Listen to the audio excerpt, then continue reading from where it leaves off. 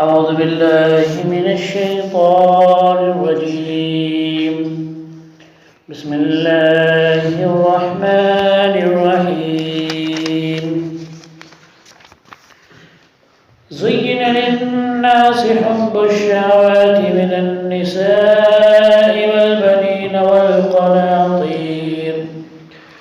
والقناطير المقنطرة من الذهب والفضة والخيل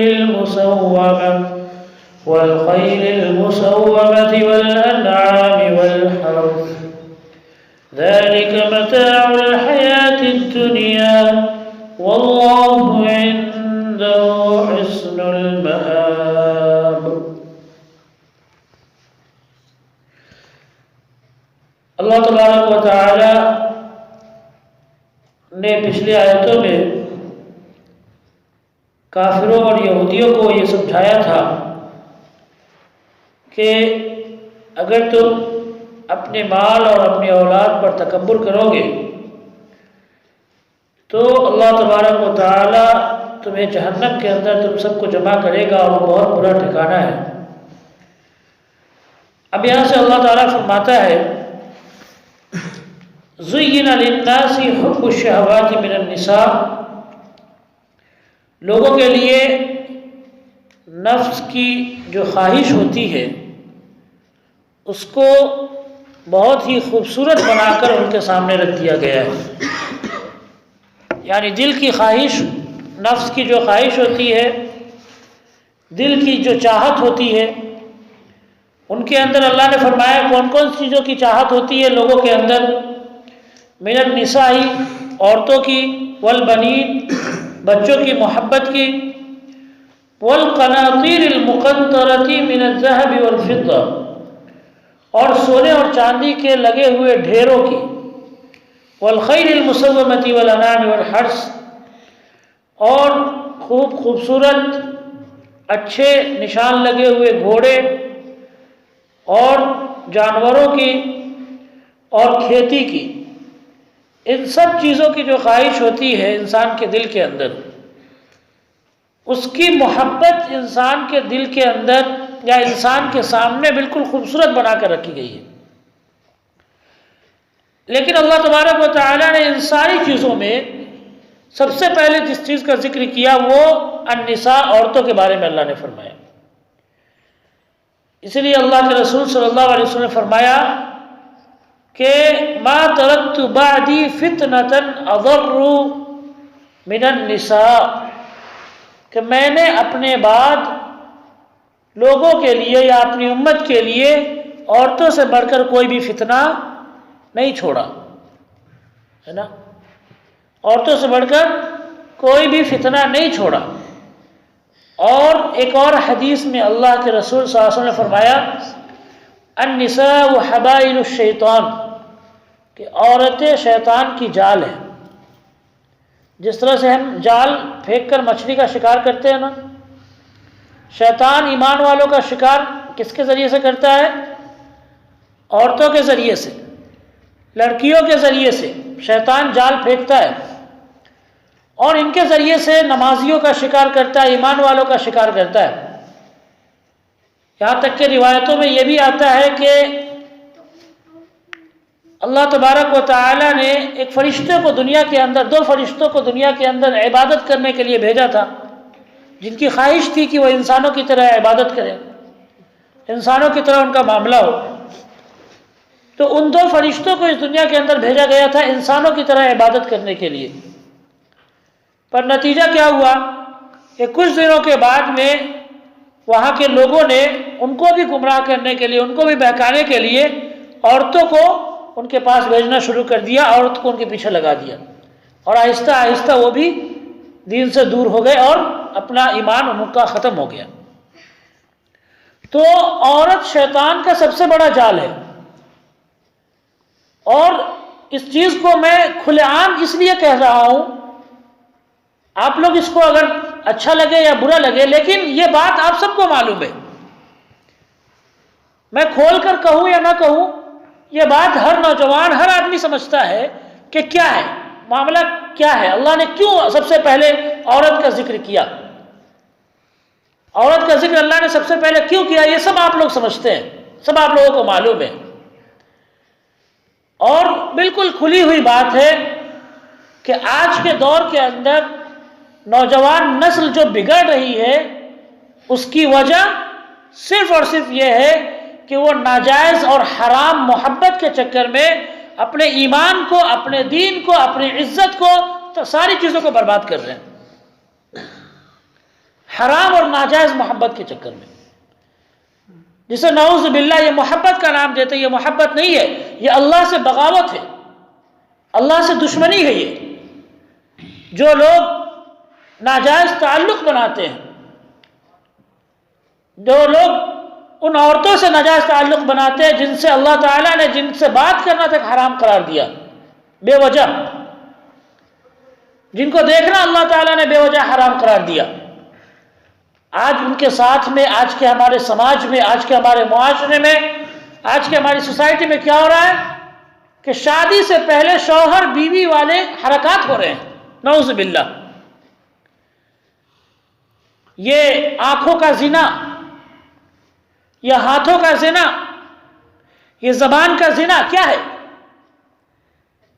زنا صرف وہ نہیں ہے کہ مرد عورت ایک دوسرے کے ساتھ میں مل کر سمبند بنائے، آنکھیں بھی زنا کرتی ہے، فرمایا اللہ کے رسول صلی اللہ علیہ وسلم نے، جب وہ ناجائز چیزوں کو دیکھتی ہے، ان عورتوں کی طرف وہ گھور گھور کر جب آنکھیں دیکھتی ہے جن عورتوں کو دیکھنا اللہ نے حرام قرار دیا ہے، ان کے جسموں کو دیکھنا، ان کے بدن کو دیکھنا، اور نعوذ باللہ یہ کہنا کہ یہ تو محبت ہے، اور محبت میں تمام چیزیں جائز سمجھی جاتی ہے۔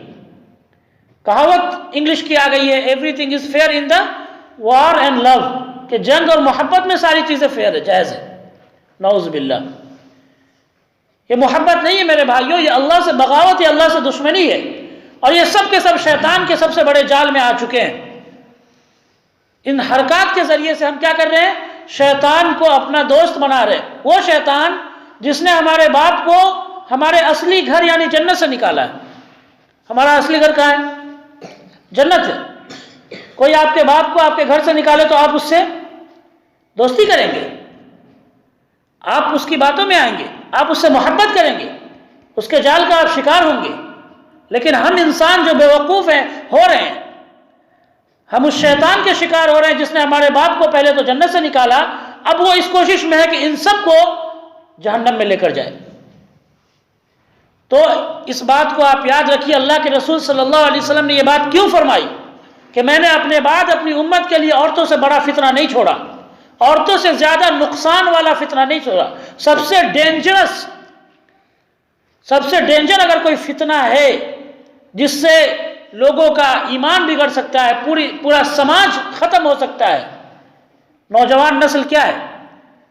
نوجوان کسی بھی قوم کی ریڑھ کی ہڈی ہے، ریڑھ کی ہڈی ہے۔ اگر آپ کی ریڑھ کی ہڈی ٹوٹ جائے تو آپ کی کوئی حیثیت رہے گی؟ آپ لاچار مجبور ہو جائیں گے، بستر پر پڑے رہ جائیں گے، آپ کسی کام کے نہیں رہیں گے۔ شیطان نے دیکھا کہ مسلمانوں کے یا مسلم قوم کی جو ریڑھ کی ہڈی وہ نوجوان ہے، ان کی ریڑھ کی ہڈی کو توڑو۔ جب ان کی نوجوان نسل بگڑ جائے گی تو ان کے اندر سے ایمان عقیدہ ختم ہو جائے گا۔ جب ان کی نوجوان نسل بگڑے گی تو یہ کسی بھی بڑے کام کو کرنے کے لیے یہ تیار نہیں رہیں گے، ان کے پاس طاقت نہیں رہے گی، ہمت نہیں رہے گی۔ ہمت نوجوانوں کے پاس ہوتی ہے، ہمت طاقت نوجوانوں کے پاس ہوتی ہے، قوت نوجوانوں کے پاس ہوتی ہے۔ اللہ نے جوانی رکھی ہے جس میں طاقت ہوتی ہے، قوت ہوتی ہے۔ آج ہمارے نوجوان کیا کر رہے ہیں؟ نعوذ باللہ ناجائز محبت میں اپنی جوانی کو برباد کر رہے ہیں۔